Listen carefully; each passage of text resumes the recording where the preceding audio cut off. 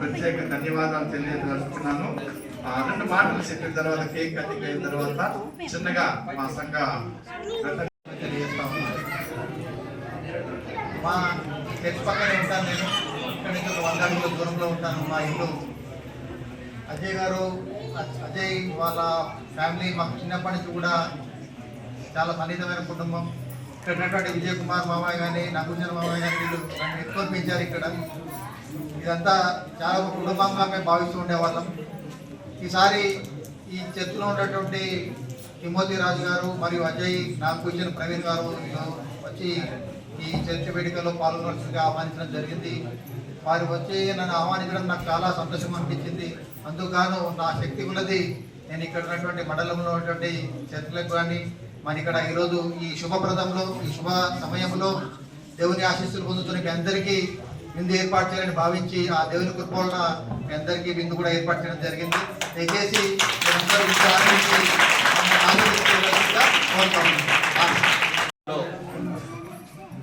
దైవ సమృద్ధులైనటువంటి యేసు ప్రభు యొక్క జన్మదిన కార్యక్రమ శుభ సందర్భంలో ఈ పండుగ వాతావరణంలో ఇక్కడికి విచ్చేసినటువంటి సోదరులందరికీ ఆ భగవంతుడి యొక్క కృప కుటుంబ సమేతంగా వారి జీవితాల్లో వెలుగు నింపాలని మనసా వాచాకరమన కోరుకుంటూ ఈ యొక్క పండుగ వాతావరణం ఆనందమయంగా ఆహ్లాదంగా ఉండే వాతావరణంలో దేవుడి సన్నిధి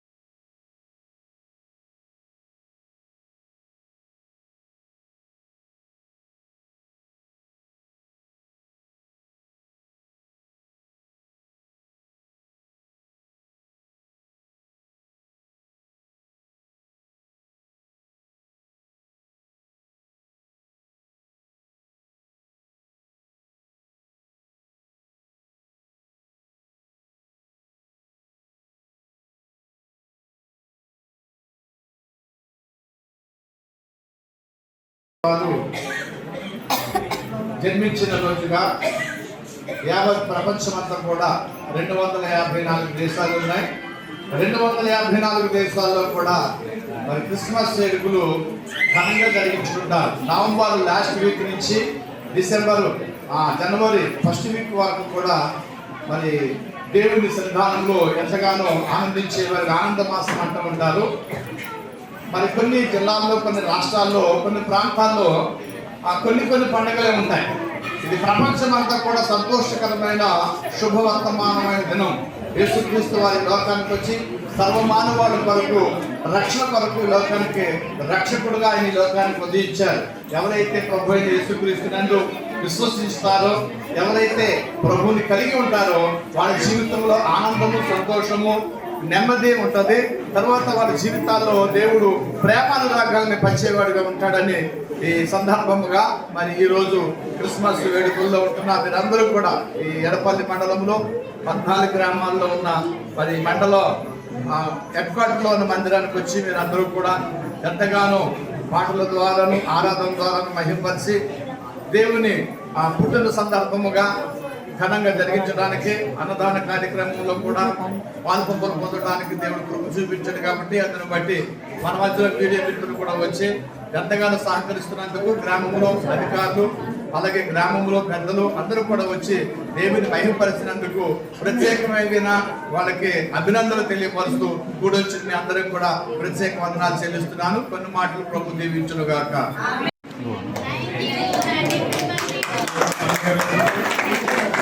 మీరందరూ కూడా సుఖ సంతోషాలతో ఆనందదాయకంగా ఈ యొక్క పండుగని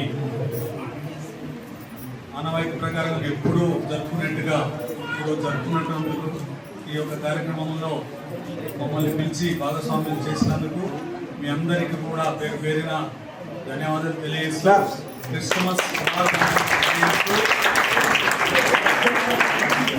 చాలా సంతోషదాయకమైనటువంటి పండుగ ఇది.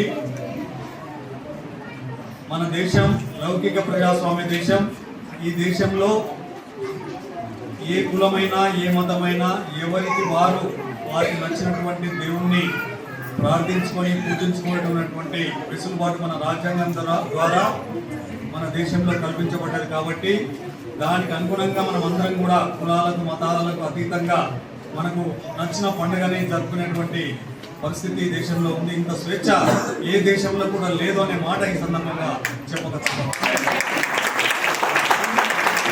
అందరం కూడా ఐకమత్యంగా ఉంటూ ఈ దేశం యొక్క సార్వభౌమ అధికారాన్ని కూడా ఎప్పటికప్పుడు మనం కాపాడుకుంటూ మన రాజ్యాంగానికి అనుగుణంగా మన యొక్క దేశాన్ని లౌకిక ప్రజాస్వామ్య దేశంగా ప్రకటించుకున్న తర్వాత జరుగుతున్నటువంటి ప్రతి పండుగ కూడా అందరము హిందువులు కానీ ముస్లింలు కానీ క్రైస్తవులు కానీ సిక్కులు కానీ అందరం కూడా ఎవరి పండుగను వాళ్ళు స్వేచ్ఛాయుత వాతావరణంలో ఈ దేశంలో జరుపుతున్నటువంటి మరి మంచి ఈ భారతదేశంలో ఇలాంటి కార్యక్రమాలు జరుపుతున్నందుకు ఈ యొక్క రాజ్యాంగాన్ని రచించినటువంటి బాబాసాహెబ్ అంబేద్కర్ గారిని మనం మరొకసారి తలుచుకుంటూ ఈ సందర్భంగా ఈ క్రిస్మస్లో పండుగలో పాల్గొన్నటువంటి అందరికీ కూడా శుభవందనాలను తెలియజేస్తూ ఈ యొక్క కార్యక్రమంలో భాగం పంచుకునే అవకాశం ఇచ్చే మీ అందరికీ కూడా ధన్యవాదాలు తెలియజేస్తూ ముందు ఈరోజు మనందరి నాయకుడు కెప్టెన్ కరుణాకర్ రెడ్డి గారి యొక్క పెళ్లి రోజు. మరి ఆ సందర్భాన్ని పురస్కరించుకొని ఈ యొక్క వేదికగా మీ అందరి సమక్షంలో పనిచేసేటువంటి మహాభాగ్యం కలిగించినటువంటి మీ అందరికీ కూడా మరొకసారి ధన్యవాదాలు తెలియజేసుకుంటూ వారి జంట కలకాలం జీవిస్తూ మరి సుఖ సంతోషాలతో ఉండాలని చెప్పేసి మరి మరొకసారి కోరుకుంటూ ఇలాంటి ఎన్నో మరి పెళ్లి రోజుల కార్యక్రమాలని జరుపుకోవాలని చెప్పేసి ఆ భగవంతుని ప్రార్థిస్తూ సెలవు తీసుకుంటూ ఈ యొక్క కార్యక్రమాన్ని ఇక్కడ ముగిస్తూ మిగతా కార్యక్రమాన్ని పాస్టర్ గారిని నడిపించాల్సిందిగా కోరుతున్నాను.